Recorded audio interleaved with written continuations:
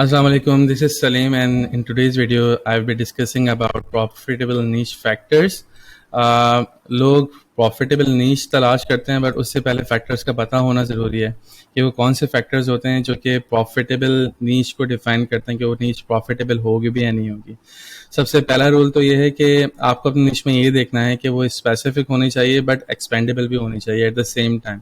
So when comes to specific का मतलब क्या है? स्पेसिफिक का मतलब ये है कि वो किसी एक वर्टिकल में बात कर रही हो और उसको आप इतना एक्सपेंड कर सकते हो कि आप उसमें मल्टीपल वर्टिकल्स में जा सकते हो. वर्टिकल से मतलब ये है कि आप किसी एक स्पेसिफिक ग्रुप ऑफ यूजर्स को टारगेट करें. For example, specific but expendable की अगर डेफिनेशन बताऊं मैं आपको, sports can be a niche अगर आप किसी को बताना चाहें, but in a true sense sports is not a niche. Sports के अंदर जिसमें आप बात कर रहे होगे वो मोरलेस स्पोर्ट्स के अंदर जाएगा. For example football, for example cricket, for example ice skating, for example rugby. तो ये सब जाता है आपके स्पोर्ट्स के अंदर. सो स्पोर्ट्स किसी को बताने की हद तक सही है, but when comes to sports के अंदर मल्टीपल नीचेज हैं और उसके अंदर भी मल्टीपल सेक्शंस आ जाते हैं. तो फॉर एग्जांपल कि फुटबॉल एक नीच है जिसमें आप काम करते हैं. अब फुटबॉल की अगर आप बात करें, सो ये फुटबॉल की वो सारी लीग्स हैं जो कि साल के किसी ना किसी टाइम पे आती हैं.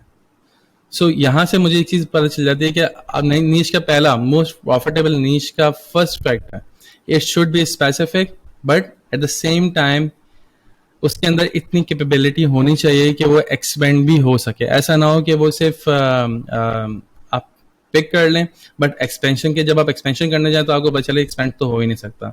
सो अगर मैं किसी स्पोर्ट्स की वेबसाइट को रन करता हूँ तो मैं फुटबॉल के साथ क्रिकेट पे बात कर सकता हूँ, और मैं बाकी जितने भी दुनिया भर के स्पोर्ट्स होते हैं, चाहे वो लोकल हो चाहे वो इंटरनेशनल हो, मैं उसको टारगेट कर सकता हूँ अपनी वेबसाइट के ऊपर. तो ये सारी की सारी लीग जो हैं डिफरेंट कंट्रीज की हैं, और NFL, MLS, English football league, premier league, Coppa Italia, super league Greece, FA cup, La Liga, Bundesliga, ये सारी की सारी जो हैं दुनिया भर की डिफरेंट किस्म की फुटबॉल की लीग्स हैं जो कि होती हैं. सो यहाँ से मुझे एक आइडिया हो जाता है कि स्पोर्ट्स के अंदर मैं फुटबॉल में हूँ और फुटबॉल के अंदर ये सब चीज़ें मैं कवर कर सकता हूँ, और इसके अलावा और भी जितनी दुनिया भर की लीग्स हैं मैं कवर कर सकता हूँ. So definitely it is expendable, it is 100% expendable. So football के साथ मैं बाकी और स्पोर्ट्स को भी अपनी वेबसाइट पे कवर कर सकता हूँ. So this is one of the most critical factor when it comes to finding a profitable niche factors. Number one was specific, but it should be expandable as well. Number second is passion and problems. आपकी industry के अंदर जो users हों, या तो उनके अंदर passion होना चाहिए, वो किसी पैशनेट ऑडियंस को डिफाइन कर रहे हो, या वो प्रॉब्लम कंडीशन के अंदर हो. इन दो में से कोई एक का होना ज़रूरी है आपकी इंडस्ट्री की ऑडियंस का, लाजमी. अगर इन दोनों में से दोनों चीज़ें मिसिंग हैं तो बहुत पॉसिबिलिटी है कि वो आप प्रॉफिटेबल नीश नहीं होगी. नीश तो हो सकती है बट ज़रूरी नहीं है वो फिर प्रॉफिटेबल की डेफिनेशन में जाए. सो पैशन हो या प्रॉब्लम हो, दोनों में से कोई एक चीज़ हो सकती है. फॉर एग्जाम्पल, अगर आप पैट की वेबसाइट ओपन करते हैं और उसमें आप एफिलिएट प्रोडक्ट्स रिकमेंड करते हैं और आप खुद पैट ओनर्स भी हैं, तो यू शुड नो कि पैट ओनर्स कितने ज़्यादा, उनकी जो एफिनिटी लेवल होता है वो कितना ज़्यादा होता है अपने पैट्स को लेके. Same is the case with gamers. They don't compromise. वो दिन नहीं देखते, वो रात नहीं देखते, वो गेमिंग करने को प्रेफर करते हैं, and they can buy anything and everything अगर वो उनके साथ रिलेट कर जाए, उनके प्रॉब्लम स्टेट उनके पैशन के साथ रिलेट कर जाए और उनको वो अपने कॉम्पिटिटर्स में एज दिलवाने में हेल्प कर जाए. वो गेमर्स किसी चीज़ का आश्रय नहीं करते. They are passionate audience. Beauty and skin care, we know how much usually people are spending on beauty and skin care products. So yes, passionate audience ही कर सकती है इस पे, या ये प्रॉब्लम में भी जा सकता है, क्योंकि प्रॉब्लम में भी कहीं ना कहीं स्किन केयर आ जाता है. लैंग्वेज लर्निंग एंड लिंग्विस्टिक्स, ये हर वो बंदा करेगा, हर वो बंदा इस चीज़ का पार्ट हो सकता है जो कि पैशनेट हो. I don't want to learn Chinese but might be यहाँ पे बहुत सारे ऐसे लोगों ने चाइनीज़ सीखना चाहते हैं, सही है, या वो किसी ऐसी टाइप की लैंग्वेज सीखना चाहता हूँ जिसका स्कोप आने वाले टाइम में बहुत हो. बट अगर मैं एक यूज़र हूँ तो मैं इस टारगेट मार्केट का पार्ट नहीं हूँ. डिजिटल नोमैड्स, ठीक है, और इसी हिसाब से मैंने यहाँ पे एक एग्जांपल भी दी हुई. ये सारे वो लोग हैं जो पैशनेट होते हैं.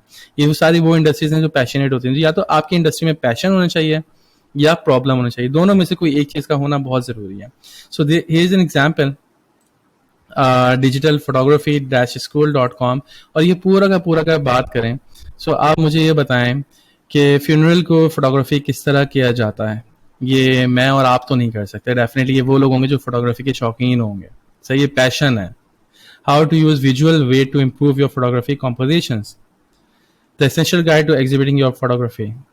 और इसी तरीके से सारी की सारी ये हर उस चीज को शो कर रहा है जो पैशनेट ऑडियंस है। ठीक है, यहाँ पे ये फोटोग्राफी के कैमरा को भी सेल कर सकता था, बट यहाँ पे ये लोगों के वाकई में पैशन को एड्रेस कर रहा है। फोटो टिप्स, ठीक है, फोटो टिप्स से बात करें, तो यहाँ पे आपको नजर आ जाएगा कि किस टाइप के फोटो टिप्स की ये बात कर रहे हैं। ठीक है, how to photograph wrestling, a case study. So आपको क्या लगता है कि रेसलिंग को जो फोटोग्राफी करना चाह रहे हो वो पैशनेट नहीं होगा? वो बहुत ज्यादा पैशनेट होगा। जो वाइल्ड लाइफ फोटोग्राफी करता होगा वो बहुत ज्यादा पैशनेट होगा। वो मेरा और आप जैसे यूजर नहीं हो सकता। So passion should be there. So this was example of passion. When it comes to problem, या तो पैशन हो या प्रॉब्लम हो आपकी इंडस्ट्री में, तो प्रॉफिटेबल फैक्टर की प्रॉफिटेबल नीश के अम्ब्रेला में फॉल कर जाती है। Weight loss for busy professionals, this is a problem statement. हर वो बंदा जो सुबह से रात तक बैठ के एक चेयर पे काम करता रहता है और हिलता भी नहीं है, चाय कॉफी बर्गर्स ये सब चीजें चल रही हैं। Weight loss for busy professionals, सही है, ये बहुत मैटर करता है। तो problem is there. Sleep improvement technologies, good sleep is self a problem. बहुत सारे लोग जो कि बहुत अच्छा अर्न करते हैं but again they don't sleep well, उनको स्लीपिंग प्रॉब्लम्स होती हैं। So this is a problem statement, और हर इन सब चीज़ों के एफिलिएट प्रोडक्ट्स मौजूद हैं मार्केट के अंदर। Remote work productivity tools, remote working is not an easy job. Again वहाँ पे फोकस करना, चीज़ों को उसी तरीके से लेके चलना ताकि आपकी प्रोडक्टिविटी इंक्रीज हो, itself a problem. Cyber security for small businesses, small business जितना ज़्यादा वल्नरेबल होते हैं चीज़ों को लेके, वहाँ पे साइबर सिक्योरिटी की नीड है। अब नाउ ये सारे की सारा जो है आपको wait loss for busy professional, ये एक बड़े प्रॉब्लम को हाईलाइट कर रहे हैं। इसके अंदर बहुत सारी ऐसी चीज़ें होंगी जो कि माइक्रो में होंगी, जो कि आपकी नीच बन सकती है। Same is the case with aging population care solution. Aging itself a problem जो लोग कंसिडर करते हैं। Again problem statement should be there, और या पैशन, दोनों में से कोई एक चीज होगी तो वो आपके प्रॉफिटेबल नीश के अम्ब्रेला में फॉल कर जाती है आपकी इक्वेशन। उसके बाद आते हैं future proof. Check trends, always check trends, कि आपके पास ट्रेंड्स क्या आ रहे हैं। अगर ट्रेंड्स डाउनवर्ड जा रहे हैं तो कोशिश करें, या बिल्कुल ही नीचे जा चुके हैं और बिल्कुल डाउन हो चुके हैं तो कोशिश करें उन निश का पार्ट ना बने, या अगर उसके अंदर सब निशेज हैं तो आप सब निश का पार्ट बन सकते हैं। तो ट्रेंड्स मैंने आपको वैसे ही बताया मल्टीपल वीडियोस के अंदर। सो आप जिस तरह टाइप्स ऑफ निशेज में ट्रेंड्स देखें तो इसी तरीके से आप वहां जाके आप ट्रेंड्स दे सकते हैं, और मैंने उसका लिंक भी वीडियो के डिस्क्रिप्शन में डाल दिया टाइप्स ऑफ निशेज का। So you can go and check कि किस तरह ट्रेंड चेक कर सकते हैं। तो future proof check trends last 5 years का। इससे ज्यादा वैलिडेशन चाहिए हो तो 2004 से देखें, 2004 से देख लें जो गूगल देता है। इसके अलावा आप कस्टम डेट भी लगा सकते हैं कि ट्रेंड चेक करें जिस नीच में भी आप जा रहे हैं, कि उस नीच का ट्रेंड है क्या, अच्छा ट्रेंड है या बुरा ट्रेंड है, डाउनवर्ड है, अपवर्ड है, स्टैग्नेंट है, वॉट एवर इट इज, आपको चेक करना पड़ेगा। So future proof check trends.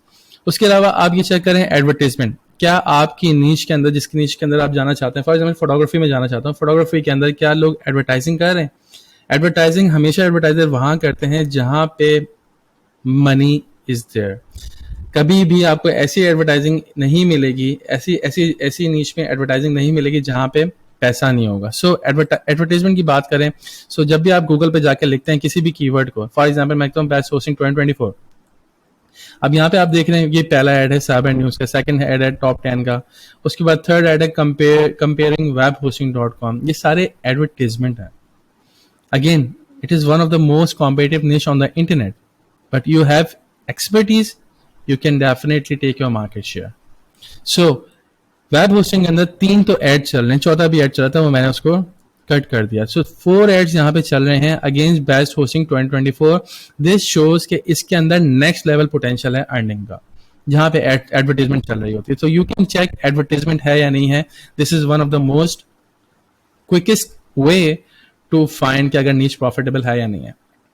उसके बाद high intent customers, high intent customers का मतलब ये होता है कि कस्टमर्स की डेप्थ कितनी है. For example best hosting 2024. Okay, best hosting 2024 तो हो गया. बेस्ट होस्टिंग फॉर, अब फॉर के साथ में जाता हूँ तो मेरे पास कितने यूज केसेस बन रहे हैं, किस किस टाइप का मेरे पास कस्टमर मौजूद है जो कि बेस्ट होस्टिंग देखना चाह रहा है, तलाश करना चाह रहा है. Best hosting for blogging, best hosting for gaming, best hosting for graphic designers, best hosting for payment gateway.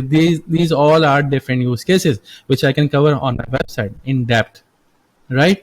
So high intention customer आपको तलाश करने होंगे कि आप जाके चेक करें उसको कि आपके पास हाई इंटेंशन कस्टमर्स हैं. यस, अगर वो हैं तो ये भी एक नीश की डेप को शो करता है कि आपकी नीश जो है बहुत ज़्यादा प्रॉफिटेबल नीश हो सकती है. ओके, उसके बाद कमीशन. कमीशन चेक करें. फॉर एग्जाम्पल मैंने होस्टिंग एग्जाम्पल दे दिया अभी बेस्ट होस्टिंग 2024 की. उसके अंदर एक प्रोवाइडर है, ब्रांड है जो कि A2 होस्टिंग है. अब नाउ लुक एट दिस. इससे मुझे पता चलता है मेरी इंडस्ट्री में कितना पैसा रखा हुआ है. 1 से 10 सेल अगर मैं देता हूं तो मैं $55 पर सेल मुझे ये ब्रांड मुझे रिवॉर्ड करेगा. अगर मैं 11 से 15 सेल्स देता हूं तो मुझे $75 पर सेल रिवॉर्ड करेगा, पर सेल पर customer successful sign up. 16 to 20 sales देता हूं तो $100 पर सेल देगा. और अगर मैं 21 प्लस सेल्स देता हूं, 21 प्लस सेल्स देता हूं तो $125 पर सेल मुझे देगा. सो $125 पर सेल अगर आपको मिलता है और आप यहाँ पे इसको 50 कस्टमर भी रिकमेंड कर देते हो in a month, successful sign up, जो कि एक वेबसाइट आराम से कर सकती है अगर वो ट्रैक पे आ जाती है और अच्छा काम करती है.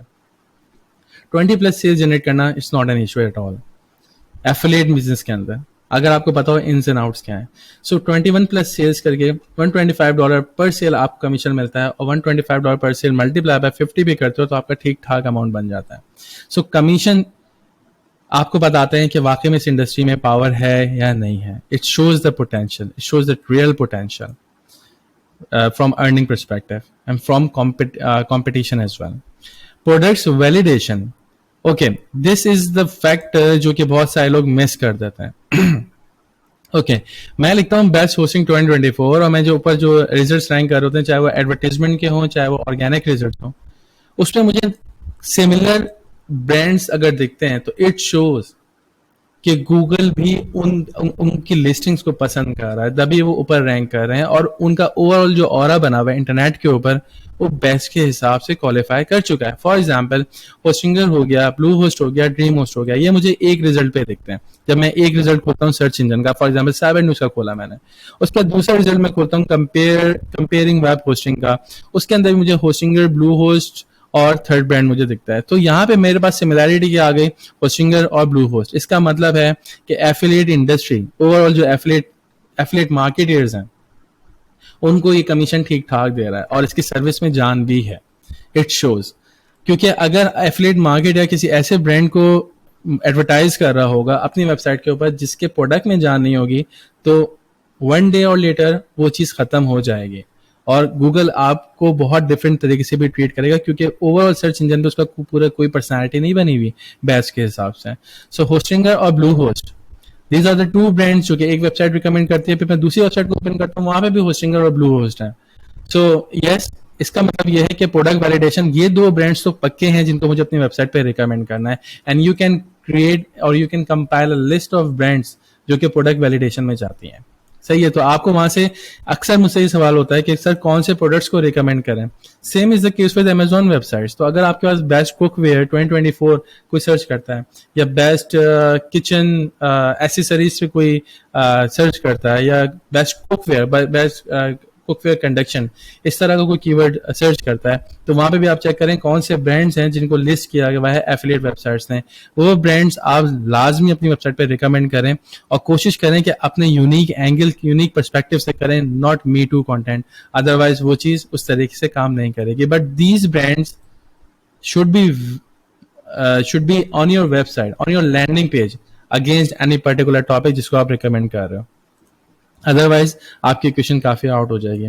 उसके बाद द लास्ट पार्ट, यहां तक अगर हम बात करें 1 2 3 4 5 6 7 8 जो आपको फैक्टर्स बताएं, 9 फैक्टर्स जो है वो है search volume, yes, no, over, intent. अब यहाँ पे जो लास्ट जो प्रॉफिटेबल नीच फैक्टर है, बहुत सारे मार्केटर्स इस चीज को चेक करते हैं कि सर्च वॉल्यूम्स हैं इंडस्ट्री के अंदर या नहीं है. I have a little different perspective. Search volume yes definitely एक वैलिडेशन देते हैं, बट मैं सर्च वॉल्यूम से ज़्यादा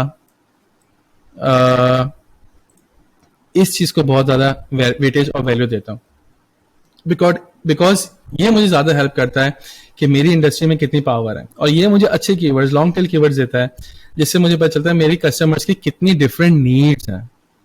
सर्च वॉल्यूम जरूरी नहीं कि लॉन्ग टेल कीवर्ड से बहुत अच्छे सर्च वॉल्यूम हो, जिसको बहुत सारे एफिलिएट मार्केटर्स पर छोड़ देता है, which is again is not something जो कि बहुत अच्छा होगा उनकी वेबसाइट के लिए। But the point is search volume is quick validation कि आपकी इंडस्ट्री में कितनी पावर है, क्योंकि इतने लाखों लोग सर्च करते हैं महीने में किसी कीवर्ड को, it shows the potential. But somehow search volume भी कभी कभार आप बैक एंड पे रख सकते हो when comes to intention has no match. अगर इंटेंशन वाले कीवर्ड्स पे आप आके रैंक कर जाते हो, इंटेंशन वाले कीवर्ड्स को अपनी वेबसाइट पे कवर करते हो, और डिफरेंट यूजर्स को with in same category of your निच उनको केटर करते हो, उनकी प्रॉब्लम्स को एड्रेस करते हो, तो बहुत चांसेस हैं कि गूगल आपको बहुत डिफरेंट तरीके से ट्रीट करे इन कंपैरिजन टू कि आपने 3-4 पक्के कीवर्ड पकड़ लिए जिसके बाद लाखों सर्च वॉल्यूम में आप उसी पे फाइट किए जा रहे हो। So yes, these are the most profitable niche factors जो कि आपको कंसिडर करने चाहिए while before finalizing any niche. So number one is specific but expandable. Number two is passion and problems. दोनों में से कोई एक होना चाहिए. Number third is future proof. You need to go to Google Trends and check trends कि किस तरह से काम चल रहा है. और उसके बाद फिर आपको नंबर 4 जो है एडवर्टीजमेंट चेक करनी है कि आपकी इंडस्ट्री में उनकी इंडस्ट्री कीवर्ड्स के ऊपर जो सीड कीवर्ड्स होते हैं उनके ऊपर, या वैसे जो बेस्ट के साथ होते हैं उन पे एडवर्टाइजमेंट चल रही नहीं चल रही. This gives you a very quick validation. Number 5 is high intention customers. High intention customers available हैं, डिफरेंट यूज केसेस आपकी इंडस्ट्री में मौजूद हैं या नहीं है. This gives you a very quick validation कि आपकी नीच में कितनी पावर है. नंबर 6 इज कमीशंस देखना जरूरी है कि आपकी इंडस्ट्री में कमीशन कितने अच्छे मिल रहे हैं, जिस प्रोडक्ट को आप सेल करोगे और उस पर कमीशन कितने अच्छे हैं. Number 7 is product validation. Product जो ऑलरेडी आपकी इंडस्ट्री के अंदर सेल हो रहे हो एज एन एफिलिएट, आपके एफिलिएट जो कॉम्पिटिटर्स हैं वो उसको प्रमोट कर रहे हो, they should be your good to go products, जो कि शुरू में आप उनके साथ काम करना स्टार्ट कर सकते हो. लाजमी है, वैलिडेशन रिक्वायर्ड है. आप तुक्के नहीं चला सकते, आप यहाँ पे गैस स्कीम नहीं कर सकते.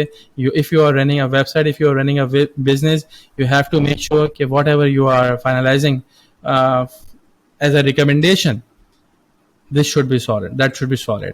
और उसके बाद सर्च वॉल्यूम को देखना है या इंटेंशन को देखना है, both are good.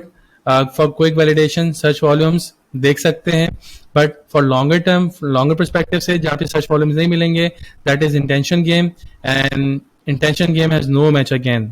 Search volume पे आप शायद उस तरह रैंक ना करो, बीट भी हो जाओ, बड़े बड़े कॉम्पिटिटर्स भी आ जाएं, but when comes to intention game, the game is entirely different from search volume game. So these are the 8 profitable niche factors जो कि आपको चेक करने पड़ेंगे अपनी नीश को, किसी भी नीश को चूज करने के लिए. और अगर आप इन फैक्टर्स को अच्छे तरीके से लेके चलते हो तो chances are very very less कि आप कोई ऐसी नीश में जाओगे जो कि प्रॉफिटेबल नीश नहीं होगी. That's all for today. If you have any question, you can ask in the comment box, and I will definitely reply. Thank you so much.